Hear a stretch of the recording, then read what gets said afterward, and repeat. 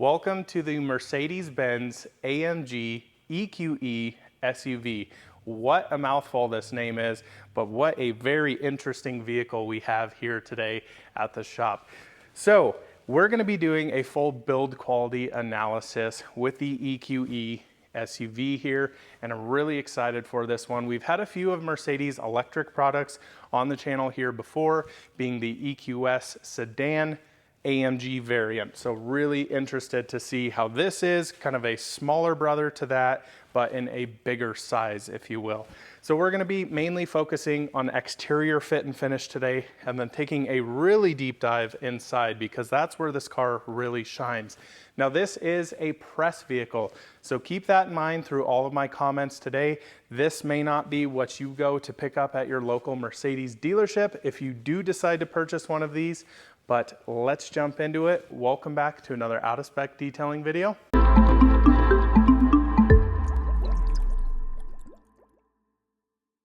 So again, this is the 2024 Mercedes-Benz AMG EQE SUV.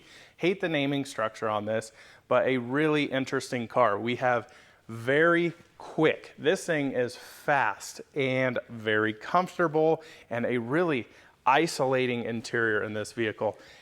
I do not have pricing on this particular car. We don't have a build sheet, but we are anticipating this car to be north of $100,000 just with their pricing structure versus EQS SUV.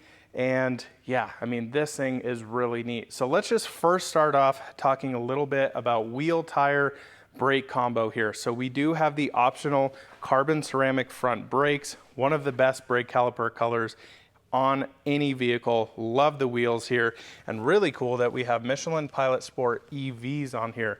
They not only look fantastic, they ride fantastic and are very, very quiet. I'm glad that Michelin has finally come out with a tire that rivals the P0 electric tires.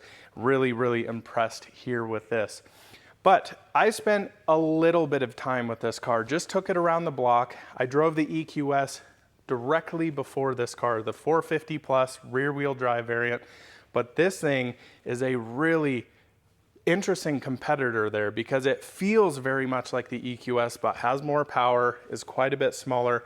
And I think this is, honestly, in my opinion, probably the one to go for, especially if the pricing is very similar to each other. Again, we don't have exact pricing on this. This car is basically unreleased. If you go on Mercedes website, you cannot even spec this. So we're kind of flying in the dark, but I'm just going to put the price point somewhere north of $100,000.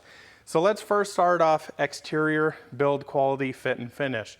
These are built in the United States. So really going to be interesting to see how that compares to other German Mercedes that I've had here at the shop in the past. But overall, my feeling so far is this thing is very nicely put together.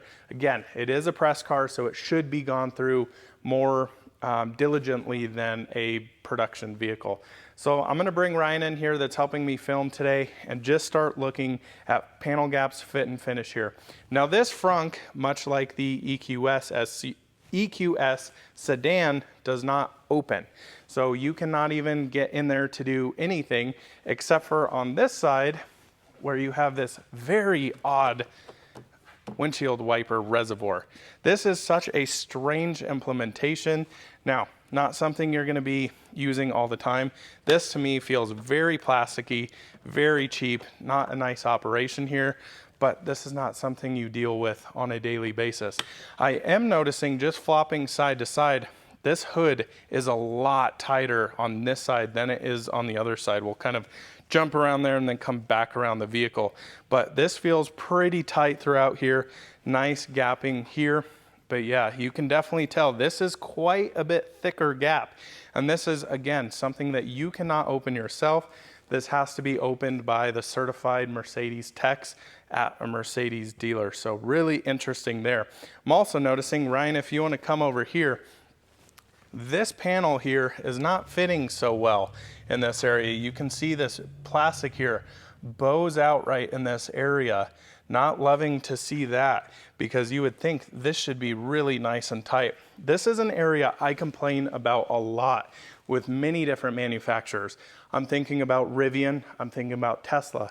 Model Ys with Tesla, they have this black plastic trim, a very cheap plastic, more like this underneath the mirror here, and it always seems to be warped. To me, it just drives me nuts. You guys gotta get that stuff fixed, and I would say this really needs to get fixed here. I do like that this is painted, unlike the EQS that we had that had this same textured black plastic here. I think this looks way, way better. But shut lines here, this all looks really, really tight in this area. The headlight seems to fit pretty nice here, interesting gap here, and then it gets super tight here. It almost looks like there's a chip there. I wonder if that's been rubbing, as I can see how this is kind of moving. That may, at high speeds, sit there and move. But moving along to the front end here, this all looks really nice and tight in this area. But you'll also notice that here we've got a reasonable gap, and then it moves down to here and gets ultra tight and then widens as it goes. That looks to be as intended, but definitely just wanted to note that definitely that gap is moving throughout. All of the front bumper here though looks really, really pretty good. I'm not seeing so much of the warping here except for this area. As you can see, this line moves out and then it gets a little pushed out in this area and then back and then a little pushed out here. So I'd like to see this tightened up a little bit, especially if this car is well north of $120,000. That to me, stuff like this needs to be perfect. I'm very picky on things like that, but I think if you're going to buy a Mercedes over something like a Tesla, that's something you're wanting. You're wanting that really high-end build quality and not wanting to deal with panel gaps and weird things like that. So I think that really should get dialed in. Moving along here to the side of the vehicle, I always like to look at trim in this area on your B-pillar, see how everything's lined up here. This looks phenomenal. Nice rubber seals in this area, very precise gaps all the way down here. And this area that a lot of manufacturers struggle getting is this right here. That looks absolutely perfect, so really like to see that. Now here, one of my biggest complaints with this car, the door handle. I like the actuation, how it comes out, so it keeps this area nice and slick here, but this is a terrible feeling door handle. As you can see here, this thing you can just sit here and rattle, and every time you open it, it does not feel nice. You know, with the company who makes the G-Wagon, you would think that they would really translate that over to some of their other vehicles. That thing feels like a bank vault.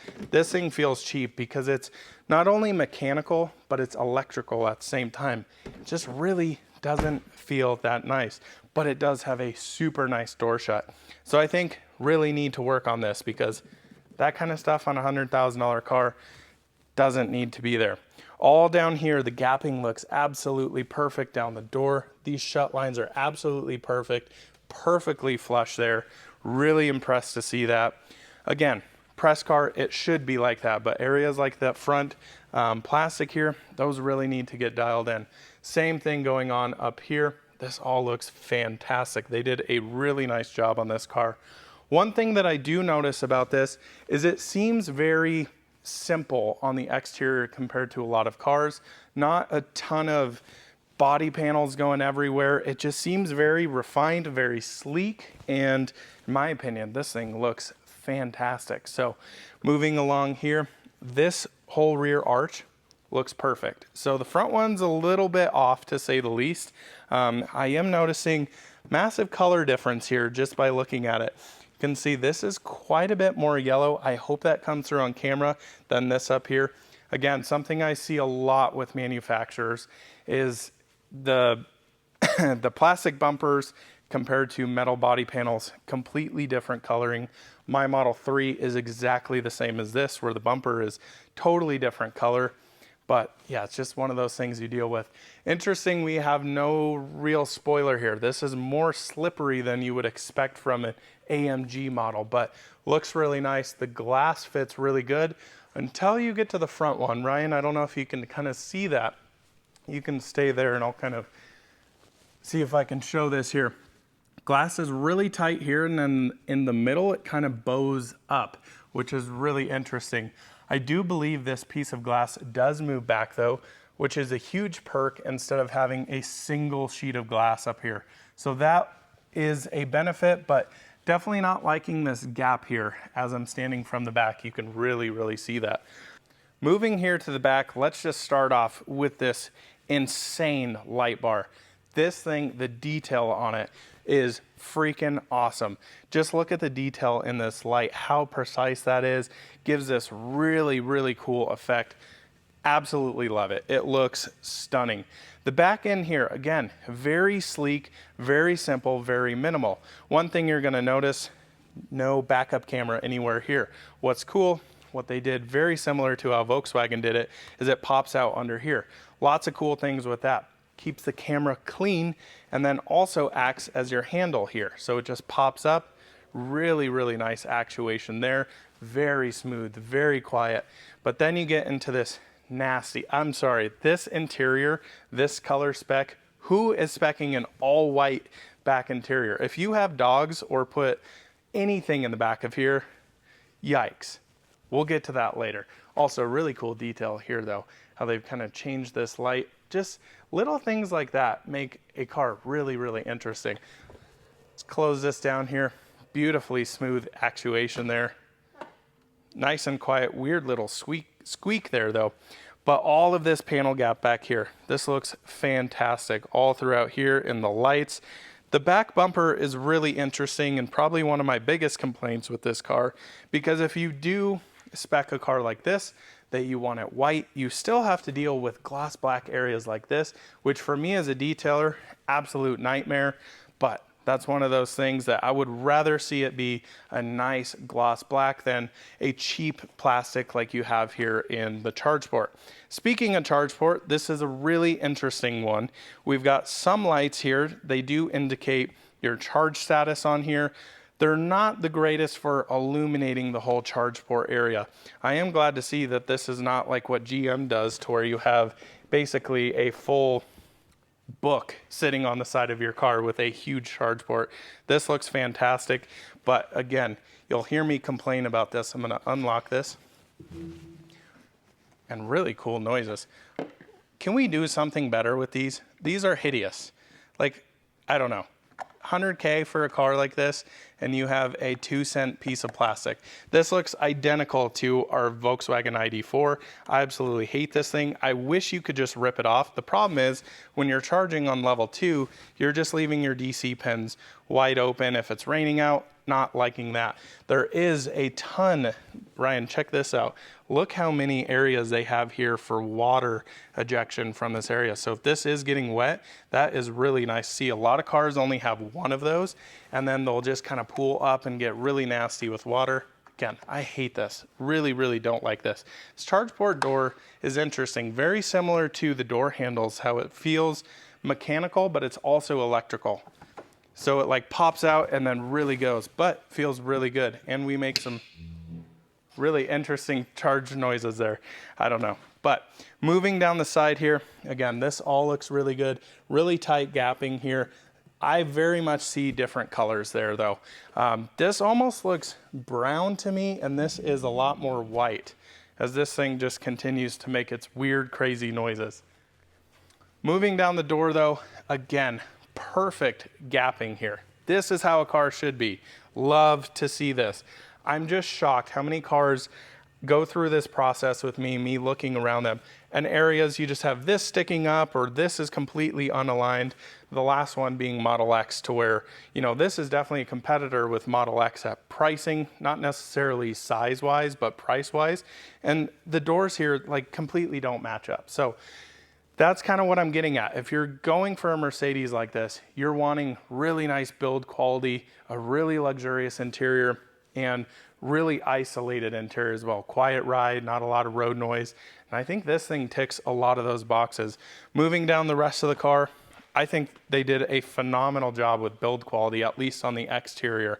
I would say biggest issue I have are these plastic pieces here, how they're warped out slightly.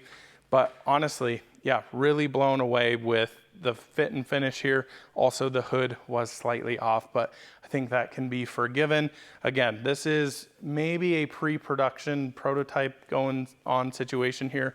As I'm looking at this, Okay, so this may have been repainted at some point. I don't know what's going on here. That looks like it was touched up with whiteout or something. Okay, so we'll kind of leave that alone. That's a weird area. That something happened here that definitely has been repainted. But I think next, let's jump inside. I'm gonna put Ryan on mic as well because he spent quite a few miles on this thing. He just did a range test, 10% challenge over on Out of Spec Reviews. I wanna get his thoughts on the interior as well because he spent substantially more time than I have.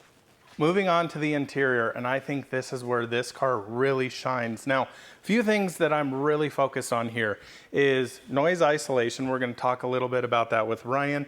Material choices, which are really interesting in some areas, and some creaks and rattles that we've noticed with the Mercedes EQ lineup that they have here. But first off, let's just start on this door panel. Really interesting coloration here. Really liking the overall aesthetics of this until you start touching a few things, I think is the only slight issue. First off, I don't know what this material is that they're using. If this is some sort of like mix of suede, but kind of vegan leather, because it doesn't feel like leather. It's a really interesting material. Whatever it is, I love it. I think it looks fantastic, but it's a very like kind of tight grain, but kind of open grain leather. I'm not sure what to call this stuff. I think it's really cool. Nice accents here, almost this coppery color, if you will, with some accented lighting in here. This thing lit up at night literally looks like a Miami disco. It's freaking fantastic.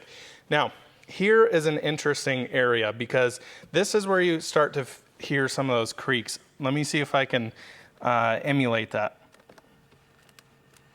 You can see how that moves. But anytime you like accidentally touch one of these areas, you hear this really nasty plastic creak.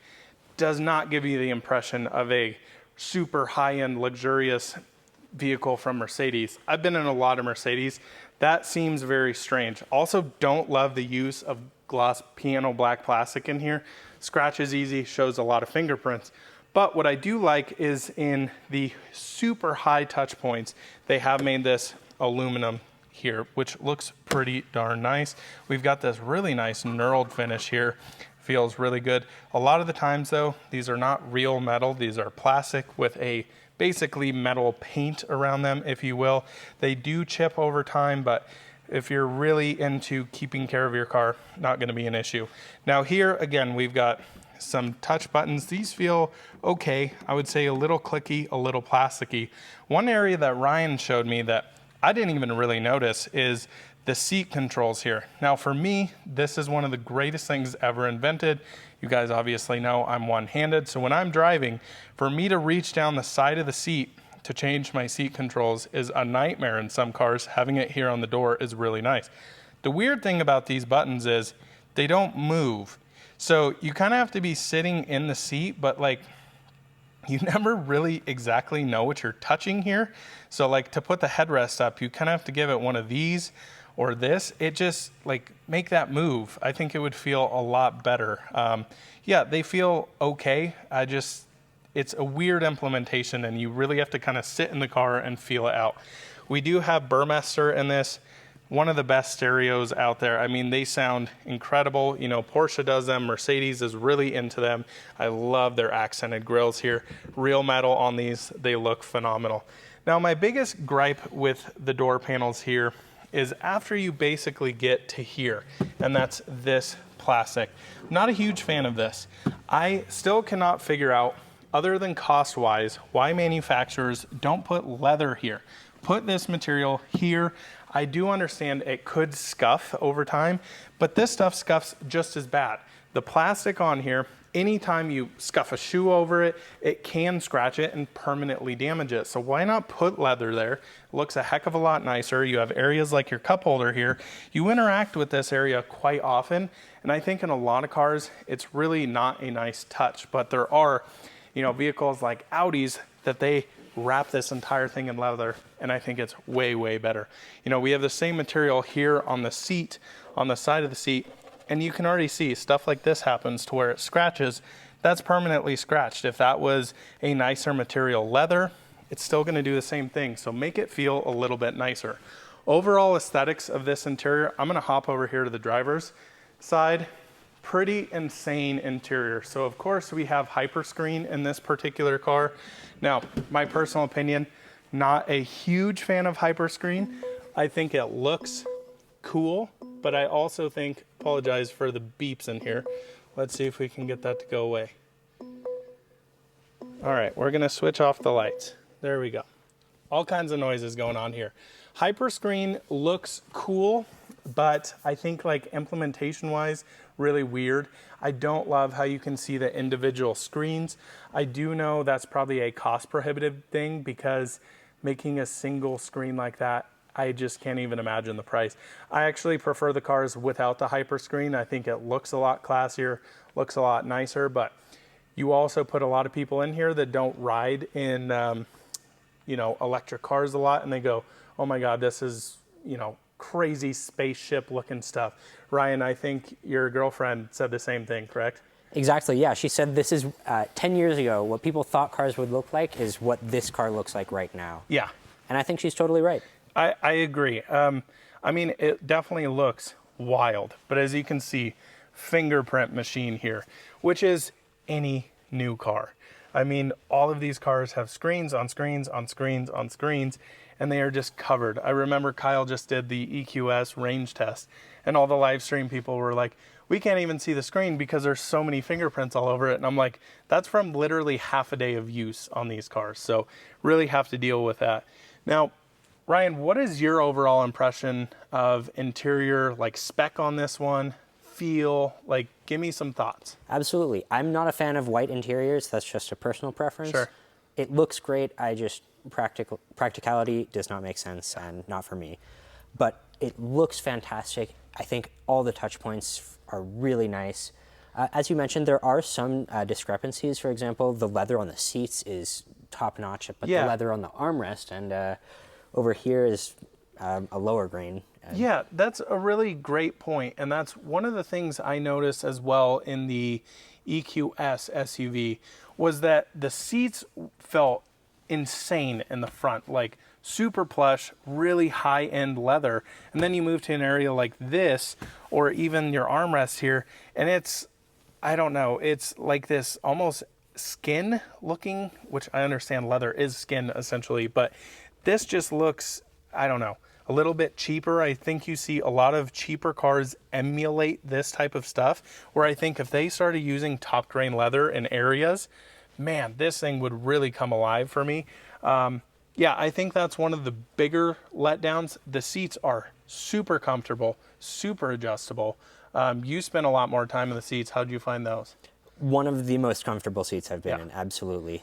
Extremely comfortable. Heating and cooling is great, and yeah, no complaints. Yeah, I think they knocked it out of the park with the seats. EQS did have the plush little pillows that you get in the more S-Class feel that are just like, oh my God, my head's resting on a cloud, which you don't have here in the EQE, but man, those are seriously magical. Yeah, interior to me, lots of good, some weird things. Number one, I personally, I don't know about you, Ryan, I hate EVs with stop-start button, because you never hear them fire up, and when you get to your destination, my last thought in an EV is to go start, stop. I just find it to be weird.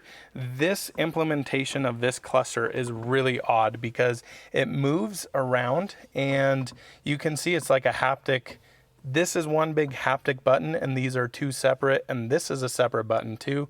It just kind of feels weird. It's gloss black. It's a ton of scratches, fingerprints. Don't love that. Your volume is right here, which is not super ideal to have that being haptic, but it's not the end of the world. I think it looks fine. I just personally hate start stop. I do notice in multiple EQ vehicles, having the hazard button here, you hit it quite often. Moving this open under the carbon fiber lid here, really interesting area. This to me looks like it's straight out of a $30,000 car in my personal opinion. You've got this weird cup holder thingy. Yeah, these are quite strange. Let me show you how these work. So when you put this back in here and lock it into place and you set a drink down, so say I need more space in this area, set your drink down, those come out. I don't know. To me, feels a little cheap, kind of gimmicky. Not super impressed with that, but I would just leave this closed like that and not deal with that situation. Steering wheel on this, freaking phenomenal, except for it's white. Companies, stop putting white steering wheels on cars. If any of you have had like a first edition Volkswagen ID4, I've seen photos of your steering wheels. They're disgusting. They turn yellow, they turn brown. Just stop. Just put a black wheel on this. Like, I would actually maybe spec this interior if I were getting one of these and have a black steering wheel. I'd be pretty happy with that, except for the fact that underneath these carpets are white carpets. I don't understand. Why would you ever put white carpets in these cars? Porsche is one of the best examples of companies who understand where to put colored materials like this. You spec a chalk interior, which is very similar color to this. You have black carpets, black steering wheel. That's how it should be. This stuff is nonsense, in my opinion. Again, dash is really interesting in here, how you have, again, that blue accented material. I want to ask what this is, because it's such a strange material when you're touching it. I don't know if it's leather. It's kind of the mix in between there. Really interesting stuff. I have noticed a little bit of reflections coming off areas like this and the massive heads-up display.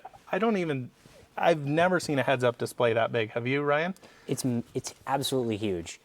One unfortunate thing is I have very sensitive eyes, so I'm always wearing sunglasses, and you can't see heads-up displays super well with polarized sunglasses. Sure. But at night and at other times when I'm not wearing them, it is one of the best I've ever seen. Well, I think what's really cool is, like, your driving position, I can't even get in the car because you sit very differently than me. But the nice thing with that heads-up display is you can move it anywhere. So, like, if I were to get in the car right after you, I can dial in that heads-up display to be in my perfect viewing angle, or you can dial it to be in your perfect viewing angle. I think that's super nice instead of having these tiny little heads-up displays to where you can really not feel anything in them.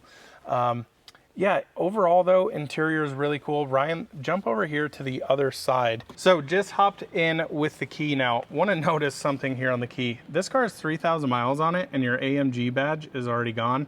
Don't love that. That needs to definitely be fixed. Very simple key.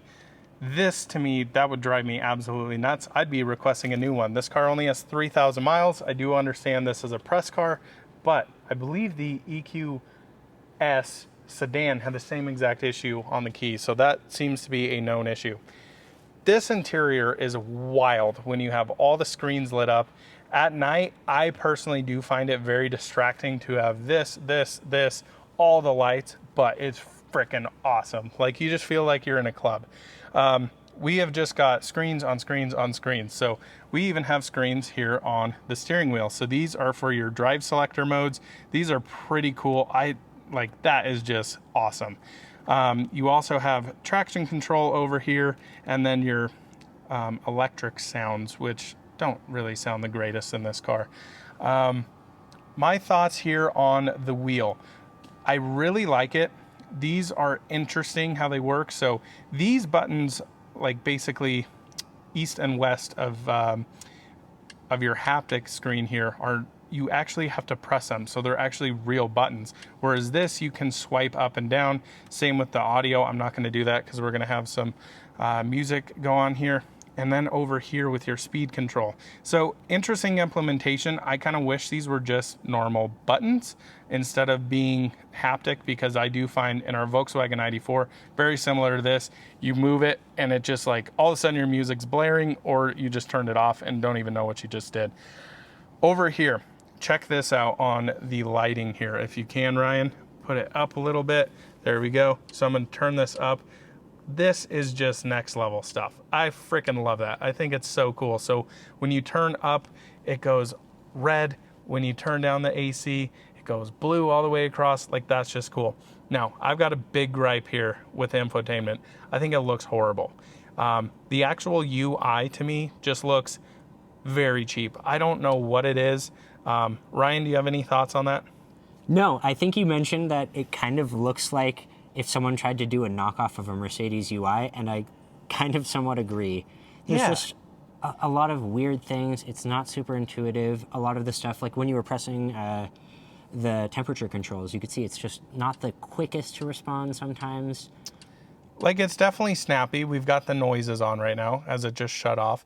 I just like, this is such a classy looking car. And then to me, and I'm not bashing like Kia or Hyundai, but this just seems like it's straight out of a Kia or Hyundai, where it's like, I don't know, it doesn't feel Mercedes. And that's been a complaint of mine for a long time. Like, even here on the gauge cluster, this to me just, it doesn't look premium. It looks very video gamey. It looks very cheap. Interacting with it, I just think looks terrible. Like, Tesla's to me looks 10 times more premium. Absolutely. It looks a lot more professional to me. I think that's the word I'm looking for. Like, this just kind of looks like it was kind of just thrown together, and you make a lot of weird animations to make it gimmicky, if you will. And I just don't get the impression of luxury. This is same that you get in a $160,000 EQS AMG sedan. Like, to me, it just doesn't fit the car. But personal preference, you guys may love it. I know Kyle has no issue with it. He's a lot more into software than I am. But just me personally, aesthetic wise, looks terrible.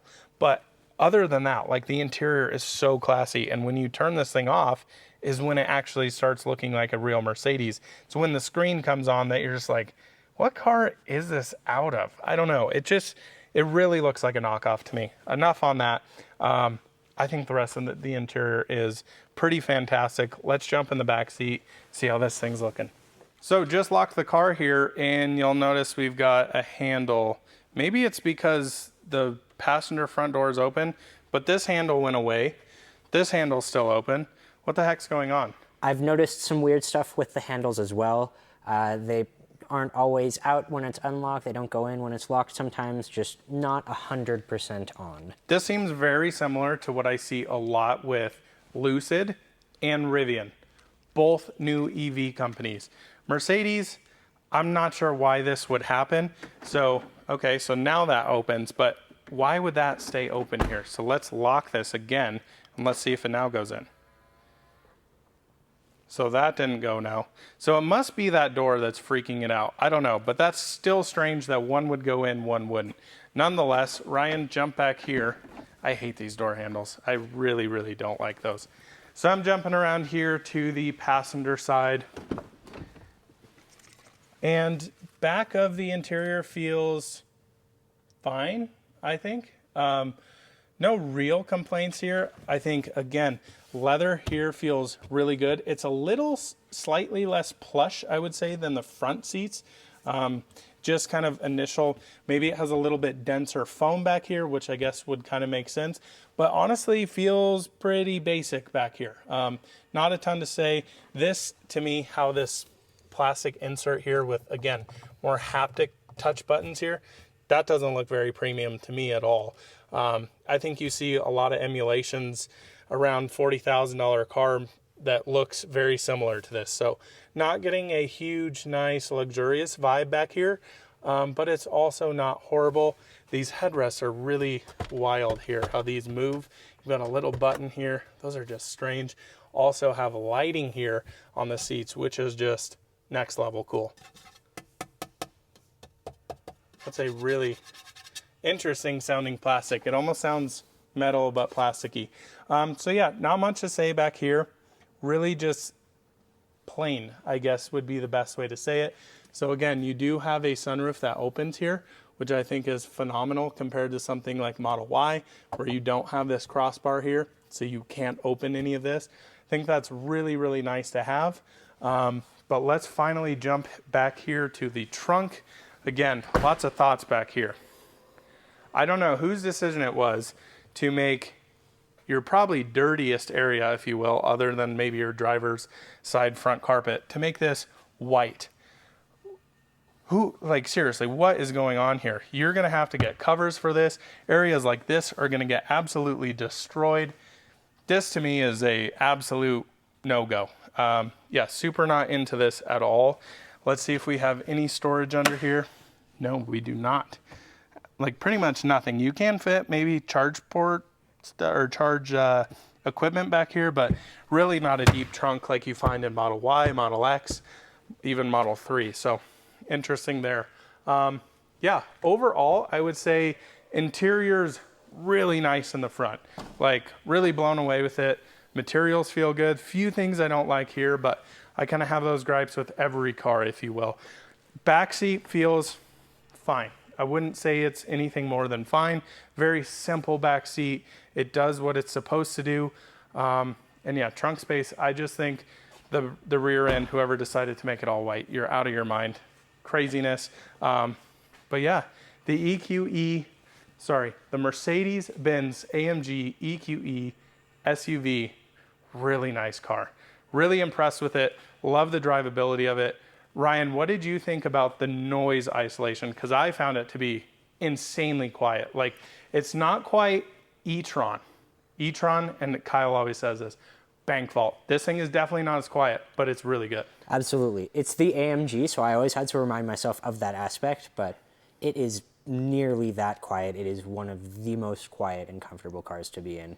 Yeah. Absolutely. So interesting, one of my first experience with EVs, now I've since driven almost all of them, not all, but a lot of them, is I got in an e-tron, I turned all the music down and just drove because it is so quiet.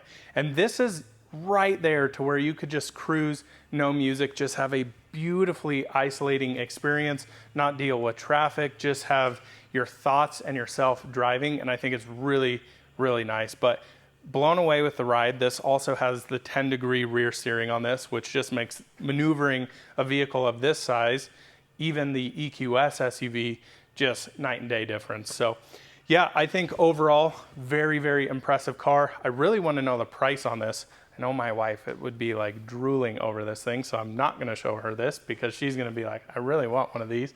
But anyways, thanks for joining us on another out-of-spec detailing video here from Clear Detailing. Let me know what cars you guys want to see. We definitely still have a lot more on the list that I need to get to as far as build quality. I'm curious to see what you guys are looking forward to, but we'll see you in the next one very, very soon. Bye-bye.